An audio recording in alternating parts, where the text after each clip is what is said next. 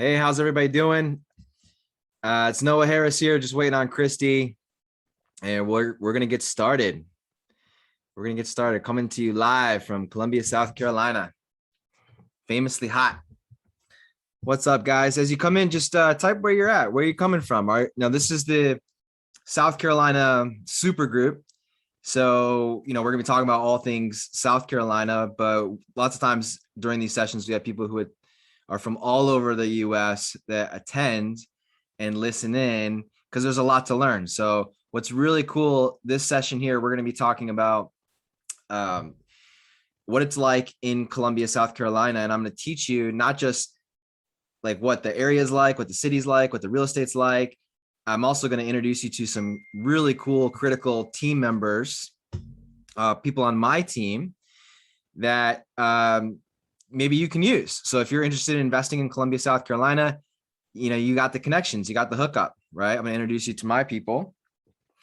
And at the same time, if you're not interested in Columbia, South Carolina, that's cool too. What we're going to do is we're going to be showing you how to dissect the markets.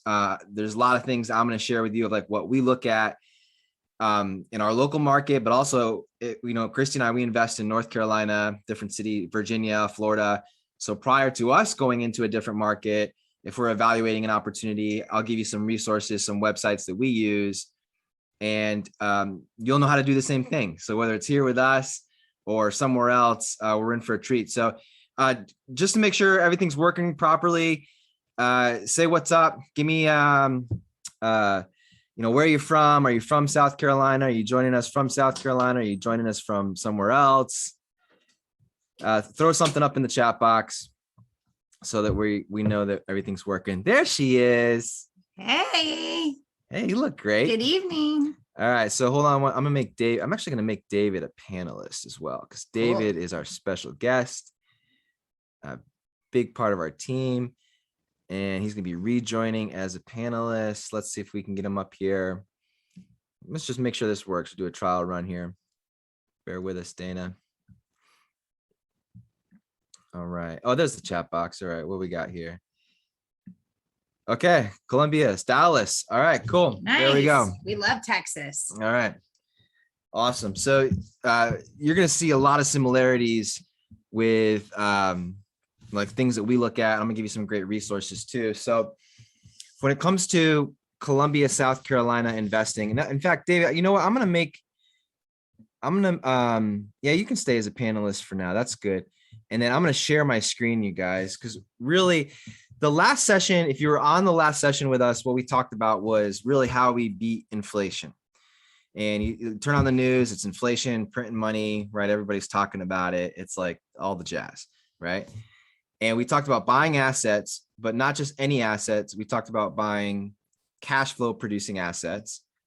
And we talked about borrowing money at very low interest rates and being able to lock in a low payment and paying off that payment using other people's money, using the renter's money, and paying off today's payment with the value of tomorrow's dollars. So hopefully rents go up, property values go up. There's not really anything, appreciation doesn't really exist. What's happening is the dollar is just going down in value. So it takes more dollars to buy the same house. So we did a little economics.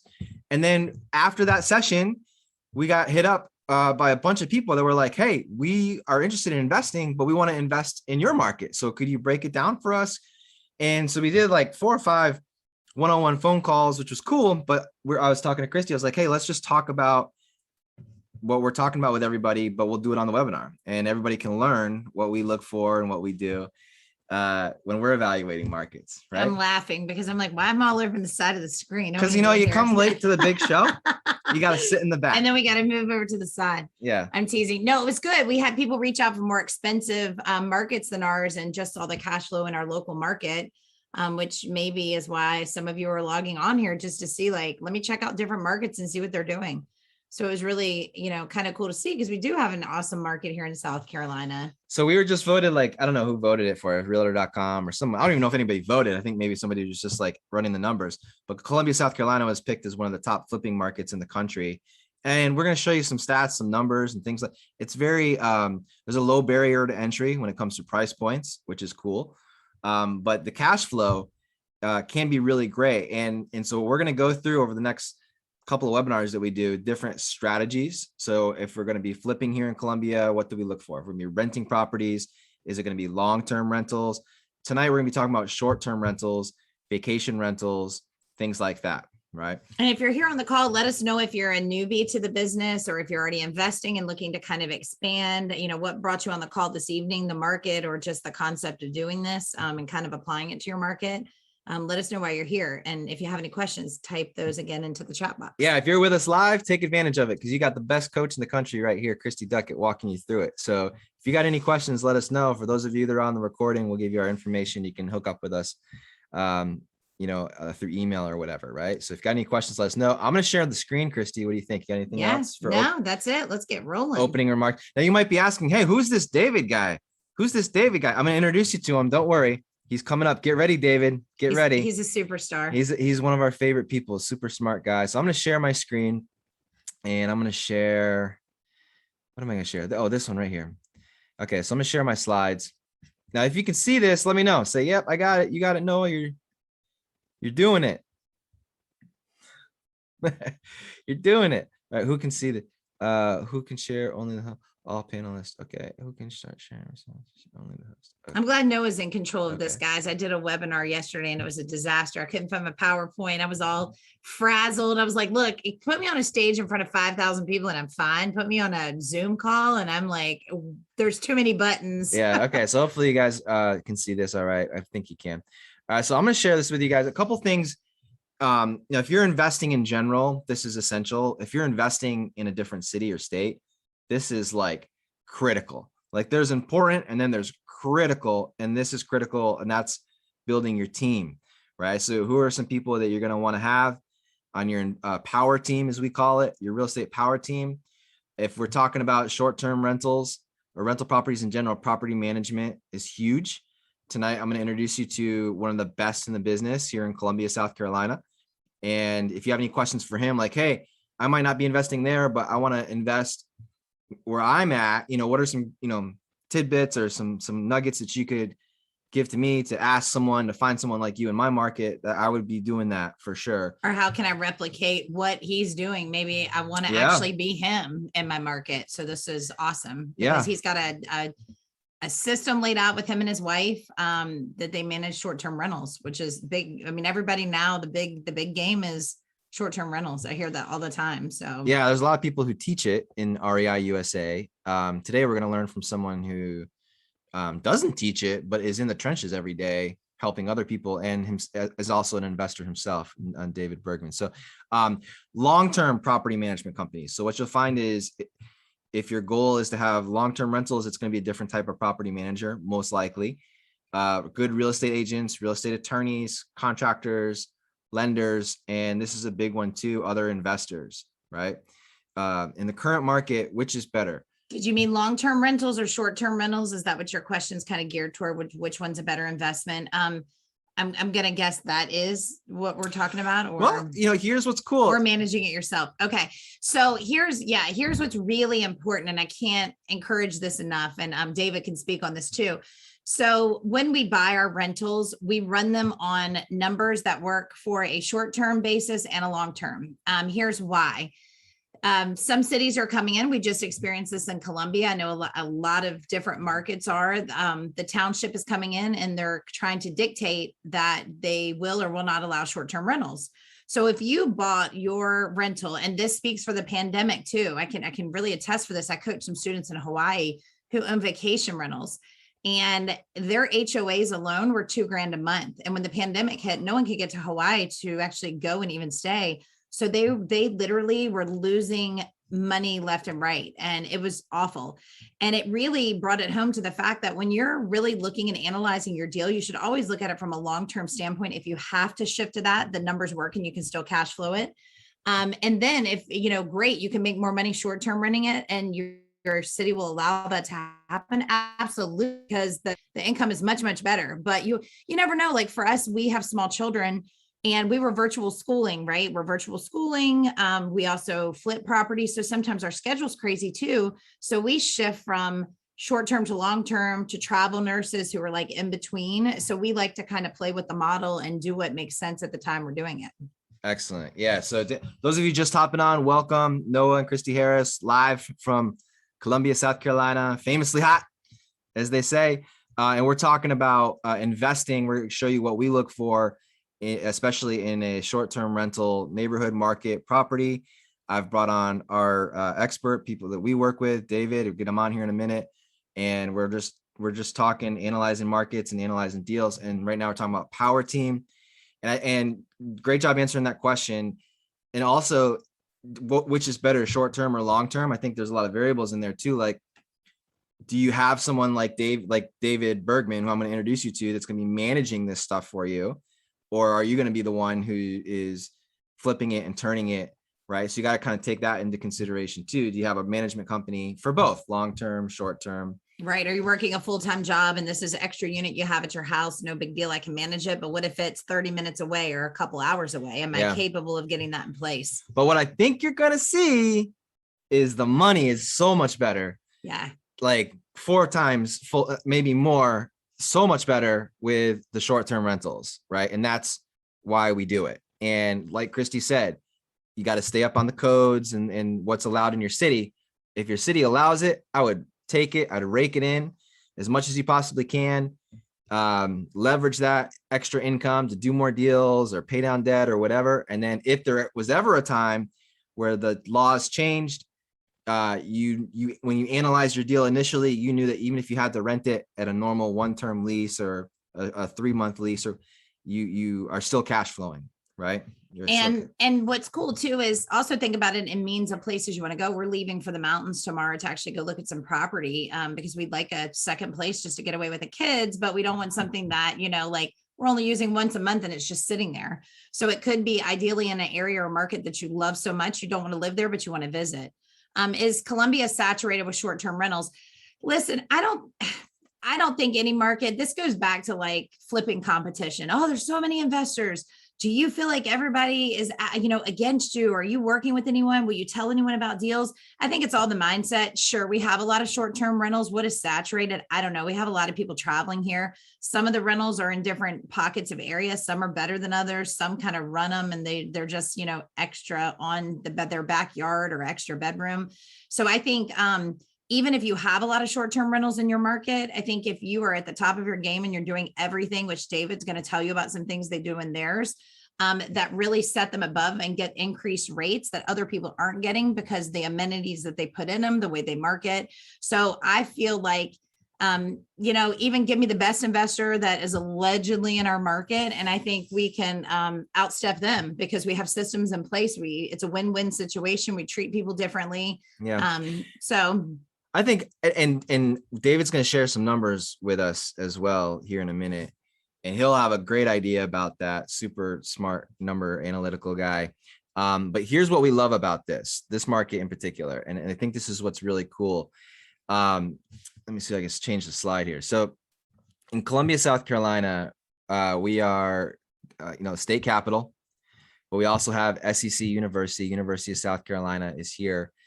And majority of our rentals look like this. It's parents coming to visit their kids, right? Yeah, a lot of parents. I would say that's the bulk of ours. The other, you can see the largest basic training military base. And then, so graduations. Fort Jackson graduations every week, except for during Christmas time.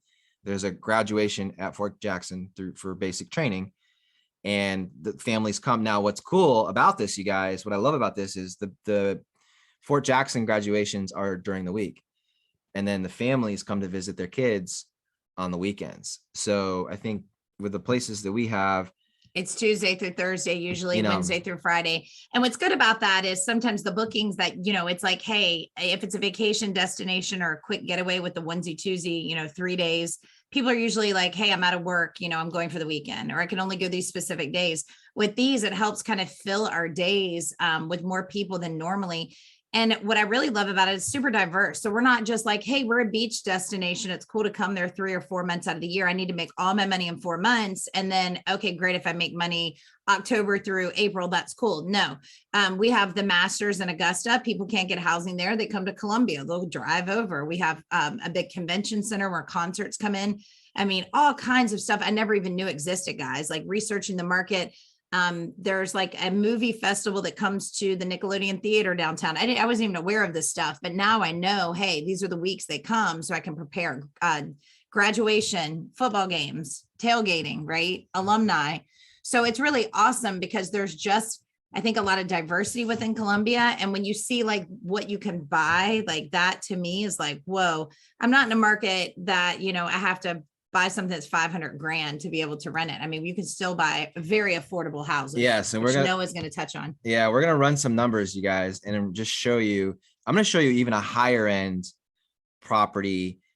So Christy and I just flipped the house. We listed it, put it on the market, and it's sat for like average days on market in this neighborhood was like 30 to 45. And we were on the cusp of the 45.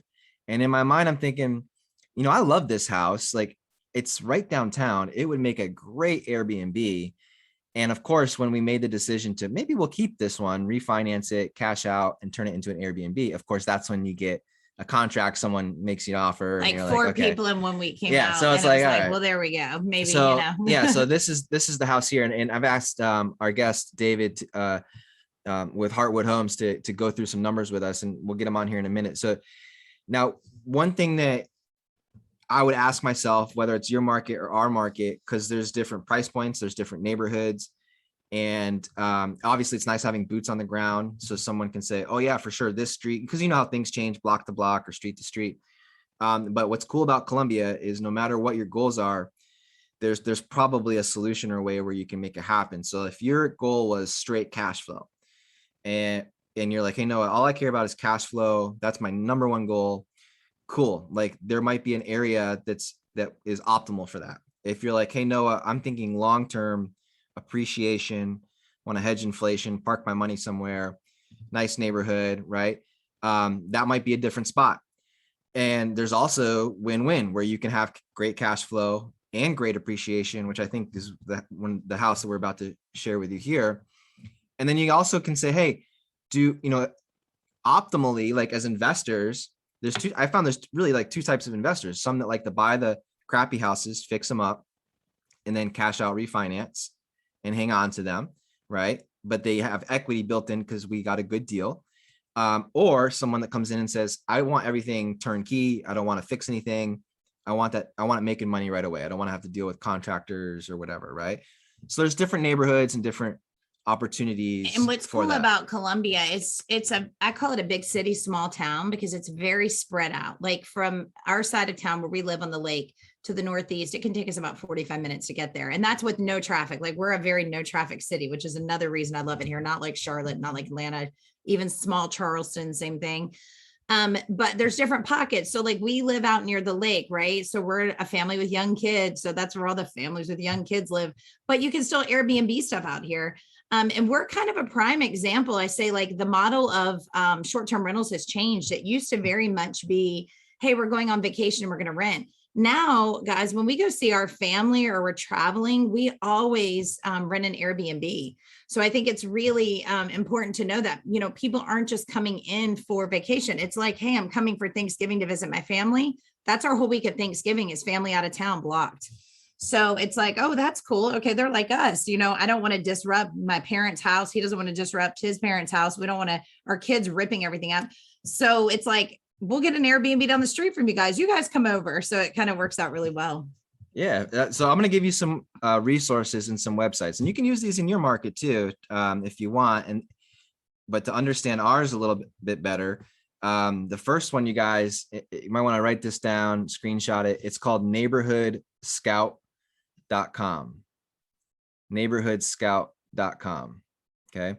And Neighborhood Scout, now there's a lot of free services if you want to get more in depth with it. And basically it just has all this great data about your city, your county, and you can get an idea if you're looking at a house like on realtor.com, right? You're looking at a house and you're like, okay, Noah said right over the river in this Casey, West Columbia area, this is hot and popping, right? You can see this one, I got a little check next to it because I clicked it. I was like, ooh, 134, that could be something, right? And then you can go over to Neighborhood Scout and just see kind of like, okay, what are the demographics of the neighborhood, right? These are the more expensive neighborhoods that I have pulled up. If you wanted to look at real estate for the free services, it just kind of says like, I think it talks about like appreciation, right? And trends. So you can say, okay, this is an appreciating area or whatever. So this is a cool tool just to come in and say, okay, what's going on here? Now, again, it's block to block. It's nice to have boots on the ground, but this gives you a general idea of what's going on in the marketplace. It's called neighborhoodscout.com, right? So for instance, crime, like we love this little area over here, but it's super dark purple, right? So it's dangerous.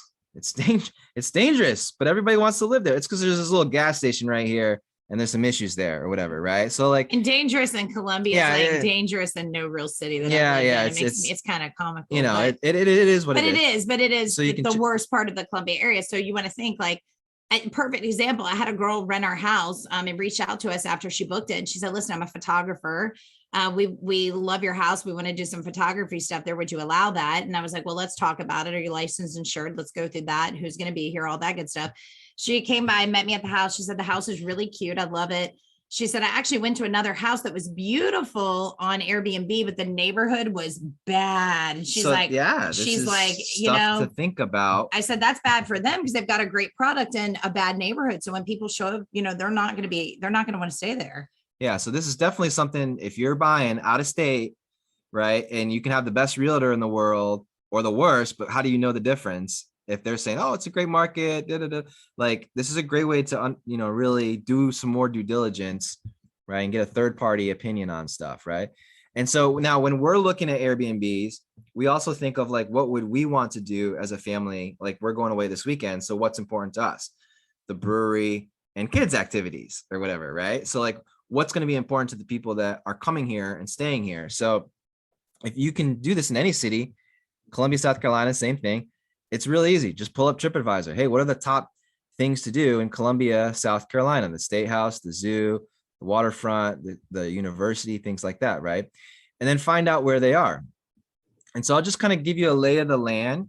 So for those of you who are interested in investing, and I have real estate agents and people that can help you. So if you're interested in this, shoot me a message. I'll get you connected, right?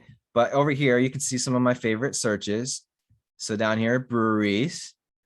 So you can say, okay, let's show all the breweries, boom, right? And you're like, okay, cool. Like I'm looking in this neighborhood here. It's a few blocks over from a really popular dining area or spot or whatever.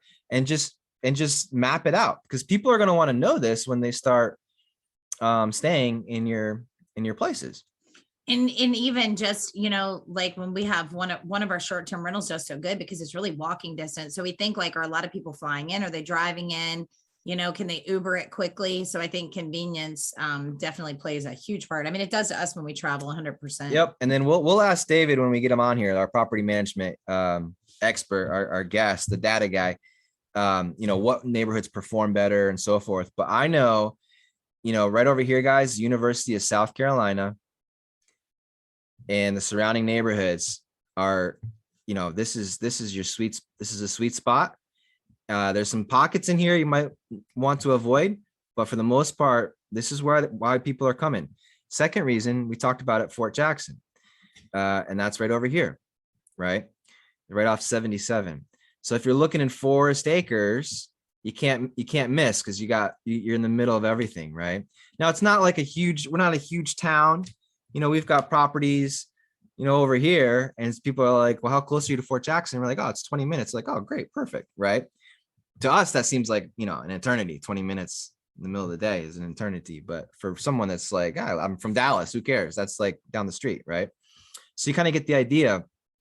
So these, and you might be wondering like, well, what's going on with West Columbia? These pockets right here along this river. What's really cool about our city, you guys, and a lot of people don't know this. This is a gold mine for renovating and rehabbing. When I moved here 10 years ago, it was like shooting fish in the barrel. It was like ugly house, ugly house, ugly house, beautiful house, ugly house, ugly house, beautiful house. And now people are starting to realize it. And they're like, oh my gosh, because we have all three rivers, we have the most undeveloped downtown real estate east of the Mississippi River. They're just trying to figure out what to do with it, right? Which is cool because if most of you guys have been to big cities, and I know some of you guys from Dallas, I'm sure you've been to San Antonio, like the whole city is built around the cool Riverwalk. And now Columbia is finally getting it. Like, whoa, this is awesome. People want to be down near here. So it's really progressed into that area, which is cool. Yep. And then I'll show you just some of the, I just use realtor.com just to get an idea. And I like looking at this stuff, you guys, because this is what the general public looks at. So the home people who are shopping, they're on Zillow, they're on Realtor. So it's like, we don't necessarily go there to find our deals, but we go there to kind of see what's going on in the marketplace, because that's what other people are looking at. Right. And it's shocking to me, guys, some of these price points. I'm like, oh my gosh, when I moved here in 2007, you could buy a house over there for 40,000. You still can buy a house for 40,000. You're just probably not going to find them on the MLS. Right. So some off-market marketing, which we've talked about on calls in the past, are really big in those pockets when you know them in those zip codes. So we're going to show David's going to show us some numbers here, right? Because technically we haven't closed on this house. David, are you there? I am here. There we go. Okay, cool. Because I've been pumping up the whole time. If you, and we didn't see your smiling face. Yeah, so right? We hope David's there now. Yeah. Can you throw up the video, or do I need to? You cannot start your video because the host has stopped it. It's telling me. Okay, I'm gonna make you a co-host. I thought you might have a small child there. You're like rocking to sleep, maybe. I'm hoping mine are in bed upstairs and not running. Yeah, I was gonna say hopefully asleep. What if I made you a host? Let me see if I make you a host. All right, I made you a host. Can you change your? Oh, there he is. All right, cool. Yay. There we go. All right, awesome. Beautiful. All right, so I'm gonna stop the share here. Okay, so Christy and I have a property. Thank you for doing this, by the way. Yeah, absolutely. I'm excited about this, and I feel like you guys have been kind of hiding this podcast or video session. I wasn't even aware of it, so now I'm going to be an avid follower. Cool. Okay. Yeah, I mean, we do so much. Sometimes I forget what we're doing, right? Which is a good thing. We need to tell people, right? Yeah. REI USA, baby. Yeah. Okay, cool. Yeah, no problem, Mr. Rice. Okay, so tell everybody a little bit about your business, real quick, like your background and how you got into this and where you're at now. Okay. Yeah. So I got started about in 2017. I remember it because it was during the solar. We had a big solar eclipse. It came right through Columbia. And I just remember seeing in the news that the hotels were at 100% occupancy. So we decided to put our own house up on Airbnb, and we got $2,000 for the weekend. And my wife and I just looked at each other and went, "What is this?" That's awesome. Yeah, it was really awesome. It was just like it was kind of the one thing that opened our minds to like, well, is this scalable? Do people do this at scale? Like, what's going on here? And we were in the middle of a renovation project where we were just gonna do a long-term rental, and we just went, let's try it. And it was a duplex, and we turned that into our first short-term rental, and it was really, really successful. But I still kind of questioned, is this scalable? And then over time, I started helping friends and family because we realized that with the right systems and the right people too, that you can really take this from just something you do for one property to now we're at 50 properties under management right here in Columbia and kind of the surrounding area. There's a few other markets that are kind of adjacent here, like the Lake Murray market that you guys are close to. So but now we're primarily management. We do a couple of our own as well. We have about 6 of our own short-term rentals in that portfolio. And then we also do a little master leasing too. For those of you who know about that, that's where you'll rent from a landlord, and they'll actually give you the permission to do short-term rentals with it. And so we do that as well. So those are kind of the three models within short-term rentals that most people get into. So I want you to tell everybody what you and your wife did before, because it's not like you were in real estate and this was like, you know, what you had done forever. Because I think you guys have a cool backstory. Yeah, good point. Yeah. So my wife is an architect. So she's kind of related, but she was working in a standard traditional architecture firm. And for those of you who know people who are architects, it's known for being grueling hours.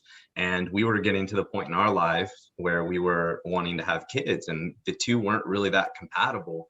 So we were looking for another opportunity to where she could kind of make that transition and we could free up some of our time. So this has been kind of an outlet. She still does architecture work, but now she's doing that as a self-employed architect alongside helping with our business. So that was huge. And then myself, I worked at Aflac for 10 years. They have a 1,000 satellite office here with about 1,000 employees. So I was just a cog in a corporate office here. But I was an actuary. So it's kind of like known for being even more boring than an accountant. Which is awesome for what you do, because it's all about numbers. That's why I was like, I love them, because they come from a background where it all makes sense in this, which is really awesome. The houses are beautiful and the numbers are beautiful. Yeah. They are, yeah. Because of your backgrounds. And what I loved is like you kind of shared, because I'm always curious, like, how do you get into this? And I thought it was cool because we had the same concept when it came to real estate. You know, somebody that coached us along the way talked about burning the bridges. Like or burning the boats. There's no other option. Like, we're just gonna make this happen. We're gonna do this full time. We're not gonna like part time on it. And we did that with real estate. And it's cool to see like you guys did that and successfully made it happen. Yeah, it was super scary. Right, it is. Yeah, but especially when you've got a 2-year-old at the time, I think he was probably 6 months. So to look into that uncertainty and take the leap is definitely not for the faint of heart. But now I look back and I'm like, you know, I'm glad we did. Like, yeah. And I mentioned that because it's cool for everybody that's listening to this. You know, when you're looking for someone to manage your rentals, you want someone that has the experience you have, but also has the commitment, because there's a lot of property managements long-term. There's some short-term popping up, I see, but like, this isn't good to be, you know, someone that's in it as a side hustle, because you need somebody that really controls it, manages it. So like David has really, him and his wife have cracked the code on that. That's so good. Yeah, it's awesome.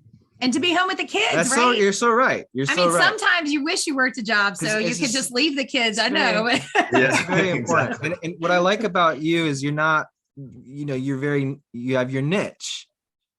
You have your product, and that's the short-term rental, and you got it down to a science. You got the crews and all that to clean them and turn them, and just our initial phone call with you, we learned so much when it comes to how to maximize rents and all this stuff, because you study the data, right? Oh, yeah. And I was thinking, you know, going back to some of the questions that Dana had, like, do you see our market as saturated? Is there competition? Is there plenty of opportunity here for people? I think so. I mean, I always wonder, like, will it get saturated? And I just I'm concerned, like, if I bring on another property, will the demand still be there? Well, we haven't hit a point to where I've seen less demand. If anything, right now, I've seen more demand. The data that we'll look at later kind of backs that up. Consider if the supply goes up by 10%, but the demand goes up by 20%, which is what we're seeing with Airbnb's short-term rentals in general, then, you know, on net, things are actually getting less saturated. So I kind of just look at those numbers, and right now, at least, I'm seeing that it doesn't look saturated, and I'm continuing to see our occupancy stay between the 80 and 90% range. So to me, I haven't seen any movement downwards, which would kind of signal to me that maybe it is getting saturated. I just haven't seen that yet, personally. Awesome. Cool. Yeah, you answered that way better than I did. So Okay. It's a good question though. Yeah. And are there better weeks? Like obviously, like in our mind, it's like, okay, football weekend. Do you after doing this for so long, do you know well in advance? And I know there's some tools within the platforms to help with that, but what's your take on that? Yeah, family holidays, because it's always families going to see other family members and they just want to be close by in the neighborhood. So like Thanksgiving is like a 3 times rate type thing. So a property that normally rents for 100 might go for 250 to 300 maybe during over Thanksgiving. You can Mhm. set 3 night minimums over Thanksgiving because you know a lot of people are going to be staying. You don't really want to have a 2 nighter in there. So those are the types of things you look for to make sure you're maximizing revenue. But yeah, and then other things, football games, events. Um, we've seen actually surprising number of events from the convention center here that's in the Vista. Things that you wouldn't even think about, like dance competitions, we get a lot of surprisingly, where Okay. we have like 8 to 10 like teenage girls that are short-term rentals, but they all want to be together and they're going to the competition. So you just get kind of random stuff like that from the convention center. And then of course you guys mentioned the Fort Jackson graduations, the USC events like Parents Weekend, all the big events where they want the parents to come in town. Those are huge. Graduation, Parents Weekend. There's a couple other like minor ones, but yeah, those are kind of the big ones, I would say. Cool. Do you find another question too with this? Because I get this a lot when people are asking like number of people, number of bedrooms, number of beds. So ideally, just because we're focusing on our market, what would you say is one of the kind of best bang for your buck, bedroom wise, and how many beds you fit in there? I get that question a lot. Personally, I'm seeing in the data, the bigger the better. That's what I'm seeing. Cool. The four, especially if you have a really nice 4 bedroom house, they can put out unreal revenue numbers. And on top of that, I think the reason why underlying that is there's only like 20 rentals with like 4 or more bedrooms and 3 baths. So your competition. I've noticed that, David. Yeah. I've noticed Yeah. that because I've been tracking, like, I think I want to go with the bigger because it's simply for that, because people are looking when they do come together. So that's good. Exactly. So you don't have that much competition. Now we talked about saturation. I mean, 1 and 2 bedrooms make up about 60% or 70% of the rentals. So if you have something 3 bedrooms or larger, you're just competing with a smaller playing field. And so I think that's where the opportunity that I've seen lies.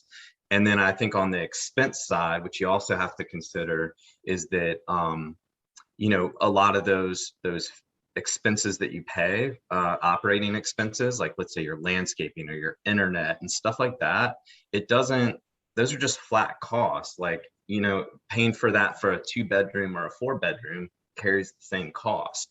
So, if you can take those flat costs and spread them on a much larger revenue, then there's just, those operational costs get minimized. I agree. The less yard, the better. I'm like, throw some rocks down. Yeah. The whole time I'm thinking to myself, okay, great. Now we're going to be going out and buying a 4 bedroom house next week or something. You know what I mean? Like she's been wanting. I'm already like, all right, we're going to the mountains. He's like, I don't know about this. Like, I already booked it. Yeah. So it's like, okay. Somebody's got to push, right? Yeah. Yeah. Or even a duplex with a 2 bedroom on each side. I see those do really, really well too. And then you market that also as a 4 bedroom. So you actually can kind of have your cake and eat it too there, because you can market it as a bigger house and smaller if you're not able to get the demand for the bigger. I love bigger that. ones. Can you show us? I know you've got some cool stuff you want to show us. Show us some numbers, like, because I think for a lot of people, what I love about Columbia, South Carolina is the price points too. Like we're relatively lower than most places. We're slow and steady, which is great I think that's great for investors because it makes things more predictable. There's no, I like knowing what something's going to be worth, the day after I buy it and 6 months down the road. Like I can predict that as much as possible. Whereas some markets, things are so up and down and it's like all over the place. Columbia is just slow and steady, which I think is great because we can plan things out a little bit better. Do you have a screen to share, or you want to show us some numbers, or like, because you mentioned going from 100 to 300 a night, I know what it's done for us. So like, let's share this with the group and say, hey, look, like instead of making 300 a month on a rental property, let's make 3,000 or whatever. Right. Because right? that's really what the cash flow, when we talk about like burning properties and putting a long-term tenant in, everyone's preaching, if you can cash flow at 3 to 350 a month, you're doing great. And all I'm thinking is like 3 to 350, and then you have an AC issue and all your revenue for the year is gone, right? But when you short-term rent it, it's like, oh my gosh, this makes so much more sense. Oh my gosh. Okay. All right. So guys, this is the house we just flipped. This is Air DNA. Right. It's not too late. We could still back out maybe. It's too late. It's too late. I was like, I don't even want to see this because I'll just be mad. But those houses are a dime a dozen. We know how to market to find them. Yeah. There's lots of them, and we can help you guys if you want to get something like this too. So we bought this for 175, I think. Mm-hmm. And how much are we in it? So I think we're in it like right around, not I think, like 41,000. 41,000 rehab, holding costs, private money. Okay, cool. So we're all in like 225 or whatever, right? Less than that, 215 or whatever. And if we were to cash out, refinance, I mean, what would that look like? $1,500 a month, maybe? Well, with taxes. So taxes I know are higher on this one. I think they're, so you guys know this. If you have rental property in South Carolina, you're taxed on a millage rate, which is complete garbage. Don't even get me started on that. I have no clue where this money is going. It's making someone very rich. If you live in the house as your primary residence, you're taxed at a lower percentage. When it becomes rental property, you're taxed at a 6% millage rate. So that's 6% times the millage. Right. So to give you an idea, like if you look at a house on the lake, if somebody lived in a, $500,000 house, their taxes annually, if they lived in it, might be, $1,800, maybe 1,800. If you rented that property, your taxes are 10 grand a year. So you have to be really careful too, when you're buying property, knowing like, what's my end goal? What are the taxes? Because the taxes can eat up a good portion of the. So when you're so when you're looking online, if you're looking at Columbia and you're like, maybe go to the realtor.com or Zillow and it says what the property taxes are, just make sure that you actually go to it's Richland County website, and you can run the millage rate, run it as an investment property, and it'll show you the actual amount. So that'll help you with determining your cash flow number, right? Which is really important. Okay. So if we, I think we're selling it and we're going to make high 30s or whatever on the flip. But if we had kept it, what's cool is David's going to show us some numbers. Now tell us about this website. Tell us what you're looking for. Like if someone called you up and said, hey, I'm thinking about either selling or doing a short-term rental with this property, what could you help them with? Yeah, so everybody, I mean, the first thing you want to know is, well, how much can I bring in? How much is this thing going to make? That's always a really hard question to answer.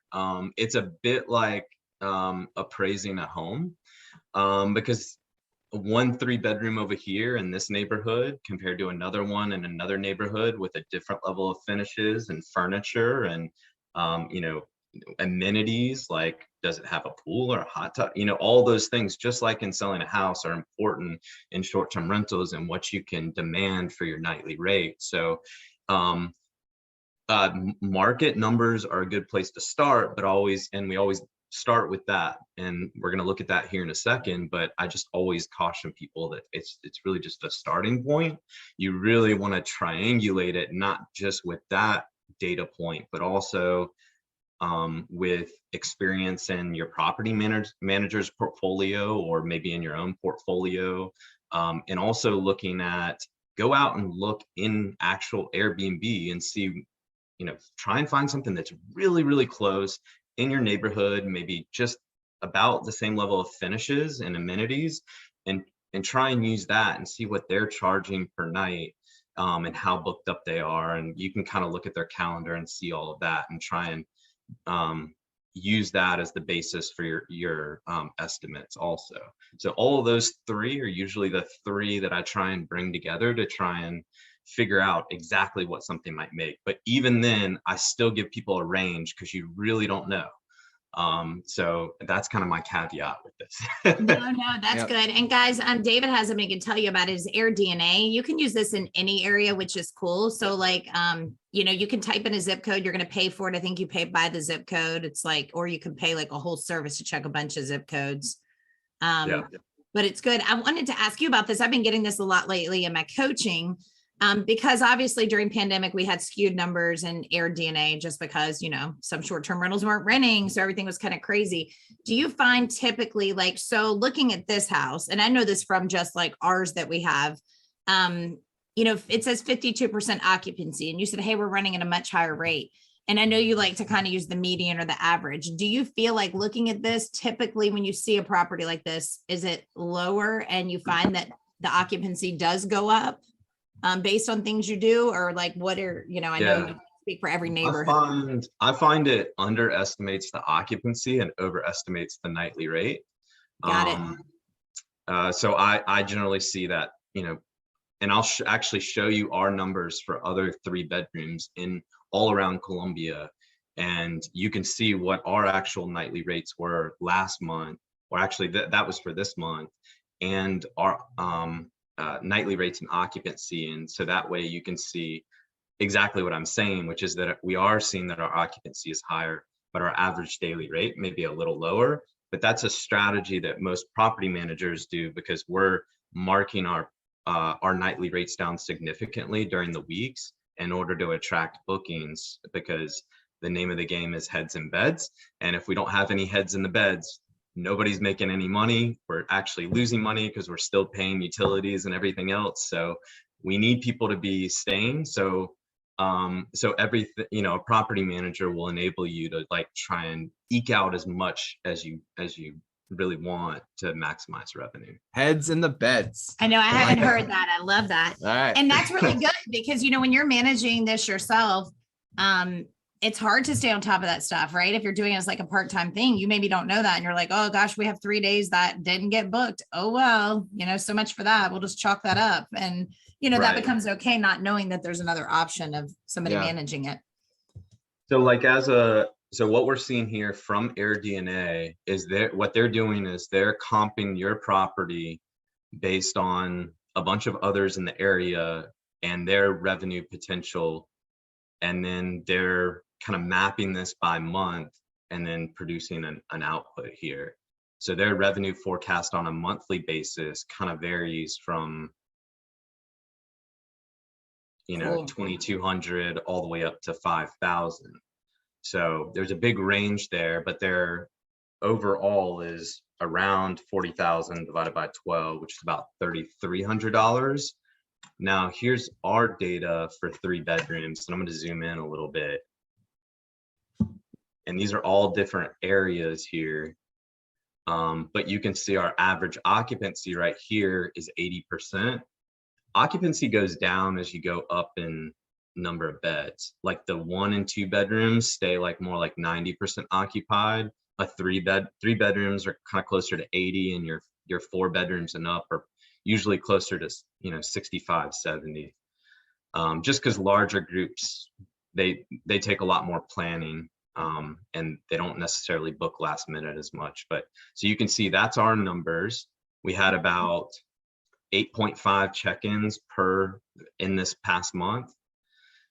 And then here is our revenue for each of these. So you can see they span all the way from 2,900 all the way up to 6,000 in the case of this one.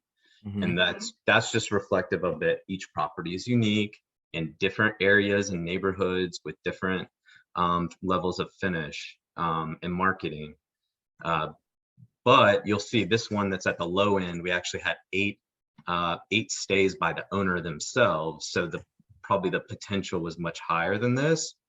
But you can see my low end is about where their average was on Air DNA for the market. So they were at, 3,300.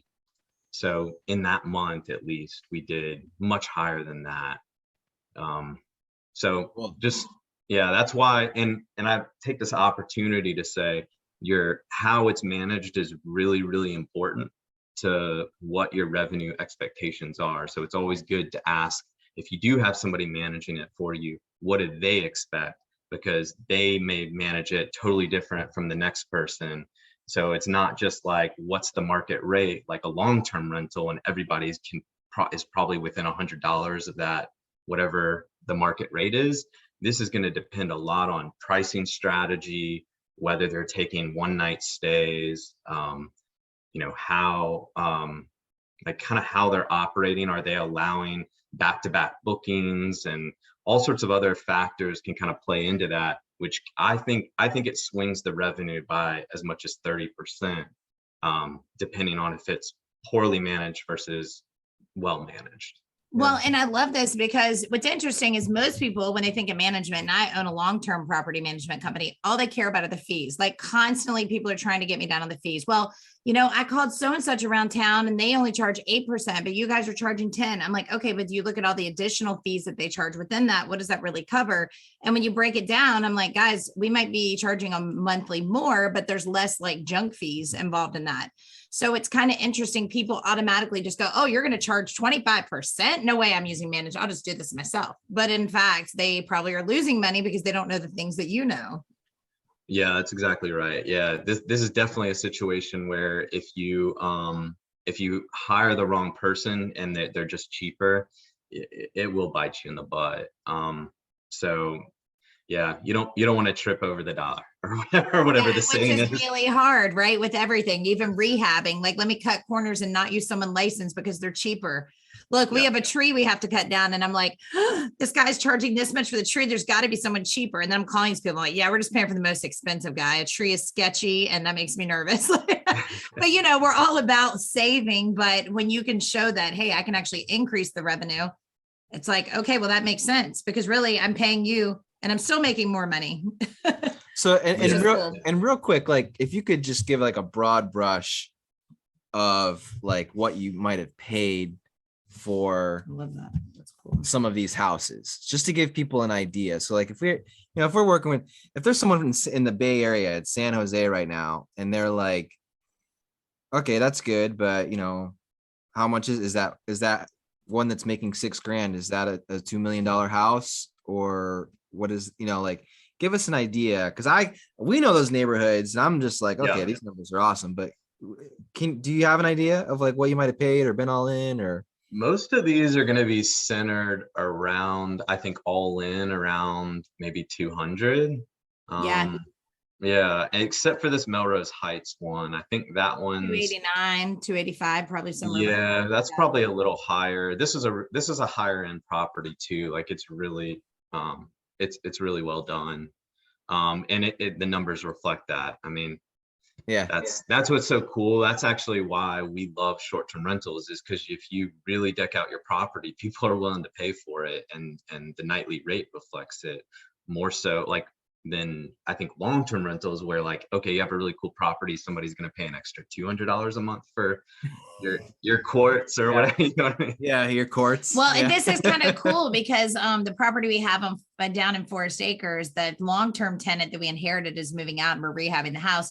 And to see that Melrose Heights, because I know that house, how nice it is, it's like to do it better, almost like we're flipping it over the course of time will be a better revenue stream, which is great to see. I mean, I believe that because we've stayed in Airbnbs that looked okay. And then we got there and we're like, oh, and we stayed in really, really nice ones that really looked like the pictures. And it makes a difference. It really does. Yeah. Cool. Awesome, man. We appreciate this. Any other golden nuggets or anything that you want to add in or tell the group about? Any questions? So type in the chat box the name of your company and like your website, because and maybe go to it while we got your screen pulled up so you can see like the quality of the home. And for anyone that's interested in investing here in Columbia, South Carolina, and you're like, hey, I'd like something kind of turnkey, or maybe you want to rehab and need help with all of that, shoot me a message. I can get you in contact with the people that you want to get in contact with. But what I like about your company is that you work with interior designers, you right? I know you don't do this as much yourself anymore for people, but talk about that process. Like if someone came in, they're like, okay, I've got a clean slate, no major renos. I'm out of state. I live in Atlanta, but I love this idea. I need to get this thing furnished. Like, do you recommend people? Do you have someone they can go to? We have a few people that we recommend, and we, that we work well together with. What we always suggest is let us buy all the, like I call them the boring essentials, like all the stuff in the kitchen and also the door locks and maybe even the TVs. Just let us get all the practical stuff, because we know what's going to be best for the guests, because we work with them all the time, and we know, like, okay, they don't know how to work a Vizio TV, but they know how to work a Roku TV, or all those kind of hangups that you see. We've run into all that little yes. stuff. So we know so I always say, let us do that part. Let your designer come in and like pick the furniture, put the pictures on the wall, like make it look awesome. And then and we work with them all the time on that to show them, okay, this is what you would come in and do, and this is what we would do. And that way, everybody's on the same page about what needs to get accomplished. And we have tons of lists of like what needs to be in short-term rentals to make sure that like the guest has everything they need, the ironing board, the bottle openers, and all this stuff that you wouldn't even think about, like a vegetable peeler. Things that we run out to guests all the time when they're missing. So we've kind of learned over time. So we keep that running list so that we can share out with new owners, like, this is really what you need to have. I love that, because that does really matter, because even feedback we get from people, it'd be awesome if you had this. It was great you had this. We would love if you had this. Oh, okay, that's great. Somebody just brought up in the chat box, funding. So, you laid off, it's a little harder to get like a traditional funding source like a bank, because maybe you don't have a W-2 or you're trying to figure it out. So David touched on something earlier that we call something, the same process he used, we call it rental arbitrage. So really finding landlords that basically are tired of landlording, but will allow you to sublet their units. And then you can on the back end go in and Airbnb them out. That's a great strategy if you are like, listen, I don't work a W-2 job. I don't have the income to get something. It allows you not to take over the property and own it, but it allows you to take that property ownership in it to sublet it. And in the REI USA platform, there's a lot of people that teach the rental arbitrage. So I would go in there and just keyword search rental arbitrage, and that will pull up how to do that and how to market. Yep. Yeah. So that's what's cool about this. It's not like, hey, I got to have $1 million to buy a house. Like, that's not the game anymore. Now it's all creative financing strategies and just creative strategies. Mm-hmm. Yeah. What's up with that mountain one? That one's amazing. I know he loves that. I saw when you went to do that and I was like, that is awesome. Now, is that yours? No, it's not. It's another investor in Colombia. We are actually going up there this weekend, or at the end of the weekend, to check on things. That's cool. I love it. I check on that thing every weekend. What town is that? What's that? Where is that located? That is in Asheville. That's about actually 15 minutes from downtown Asheville, and it kills.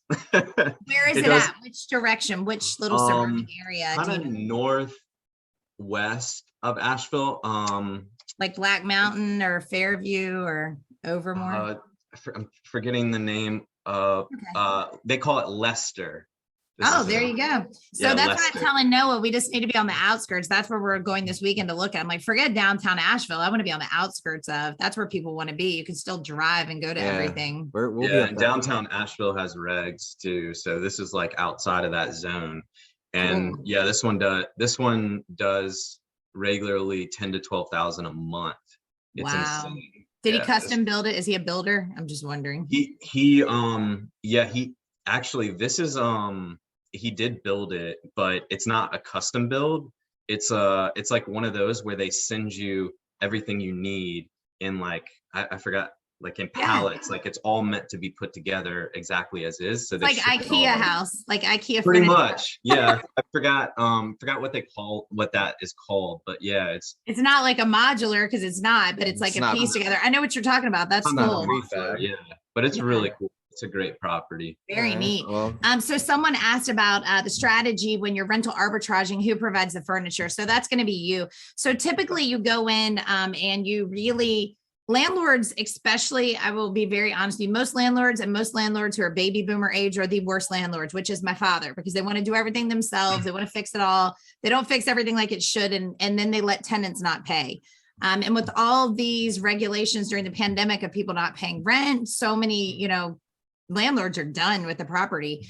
So if you really go in and create a win-win situation and say, hey, listen, what if I could give you a guarantee? Like, what were you making in rent when you were getting paid? Oh, $1,000 a month. What if I can guarantee you $1,100 a month, right? Every month, you don't have to collect from the tenant, and basically take care of any repairs in the property or up to a certain amount. I'm willing to do that. You negotiate that out. You basically pay them that money a month, because remember, you're short-term renting it, maybe making $3,000 a month. You're paying them $1,100. You're still getting your cash flow. So you're going to buy the fixtures, you might upgrade some of the stuff. Maybe you go in and paint it. That's really up to you.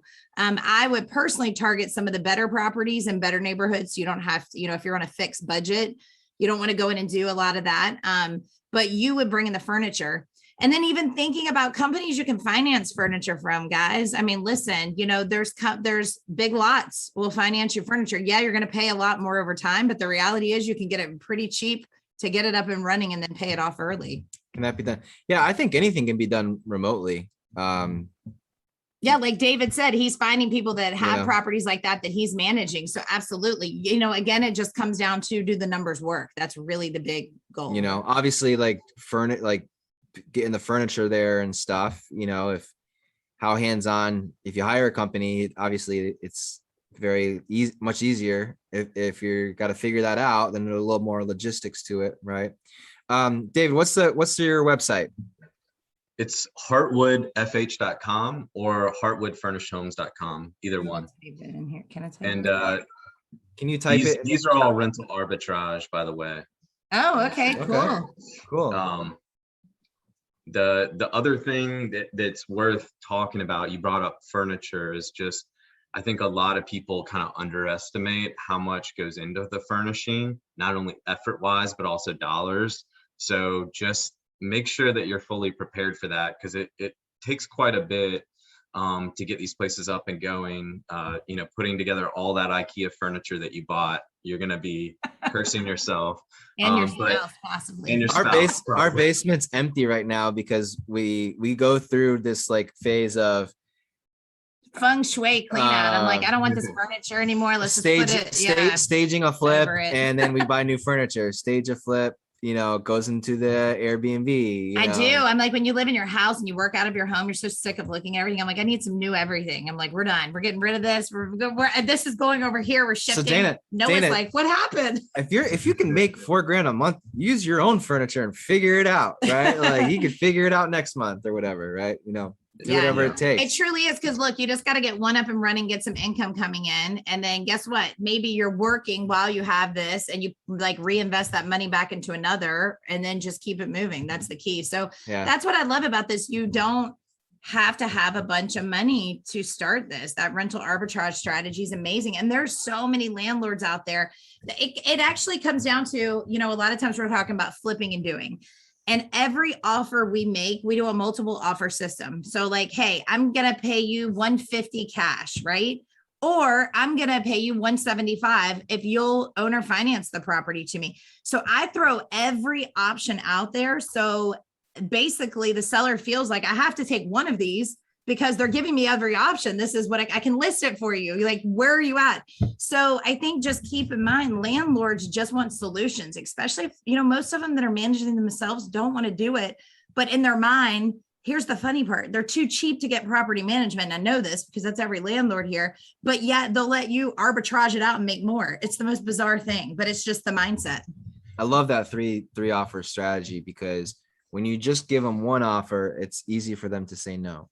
When you give them three, it's not a yes or no, it's now a multiple choice.